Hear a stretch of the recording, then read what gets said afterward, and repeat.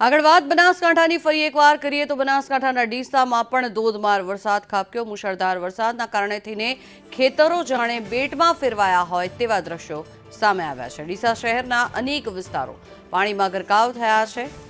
સતત વરસાદ વરસી રહ્યો છે। શું સ્થિતિ છે ત્યાંની તેની પર નજર કરીએ તો સંવાદદાતા ભરત આપણી સાથે જોડાયા છે। ભરત, શું સ્થિતિ છે? સતત વરસાદ વરસી રહ્યો છે, કેટલા ઇંચ વરસાદ, શું માહોલ?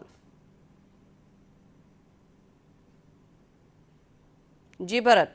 વહેલી પરોઢ એટલે કે સવારે 4 વાગ્યાથી ધોધમાર વરસાદ થયો છે। ડીસા પણ તો સૌથી પ્રથમ અને સૌથી વધુ વરસાદ નોંધાઈ રહ્યો છે ને આ વરસાદના કારણે અનેક વિસ્તારોની અંદર પાણી ભરાયા છે। ખાસ કરીને શહેરની વાત કરવામાં આવે તો જે નીચાણવાળા વિસ્તારોમાં છે ત્યાં પાણી ભરાયા છે ને ત્યાં નગરપાલિકાની ટીમો અત્યારે પાણી નીકાળવાની કામગીરી હાથ ધરી છે।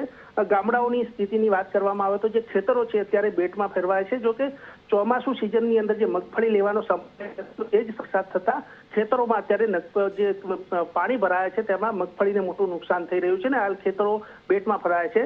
ખાસ કરીને વહેલી સવારે જે વરસાદ શરૂ થયો છે તેમાં સૌથી વધુ તકલીફ અત્યારે પશુપાલકોને પડી રહી છે કે જે દૂધ ભરાવાનો સમય હતો ને એ જ સમય જ્યારે વરસાદ પડી રહ્યો છે તેના કારણે પશુપાલકોની હાલત કફોડી છે। જે દૂધ ભરાવા પહોંચવાની સ્થિતિ પણ નથી અને અનેક પશુપાલકો પોતાનું દૂધ ડેરી સુધી પહોંચી શક્યા નથી। એટલે અનેક વિસ્તારોની અંદર પાણી ભરાય છે। ગામડાઓના જોડતા રસ્તાઓ છે તે રસ્તાઓમાં પણ ક્યાંક બ્લોક થયા છે અને વાહન ઠપ થવાના સમાચારો મળી રહ્યા છે। વહેલી સવારે 4 વાગ્યાથી જ ધોધમાર વરસાદ ચાલુ છે ને અત્યારે પણ ડીસા પંથકની અંદર ધોધમાર વરસાદ છે ને આ સિઝનનો સૌથી પ્રથમ વરસાદ અને ધોધમાર વરસાદના કારણે અનેક વિસ્તારોની અંદર લોકો મુશ્કેલીમાં મુકાયા છે। જી જંકના। જી આભાર ભરત સમગ્ર માહિતી બદલ। તો અનેક વિસ્તારોમાં પાણી ભરાઈ ગયા છે ને રોડ રસ્તાઓ પર જાણે નદીઓ વહેતી હોય તેવા દ્રશ્યો સામે આવ્યા છે।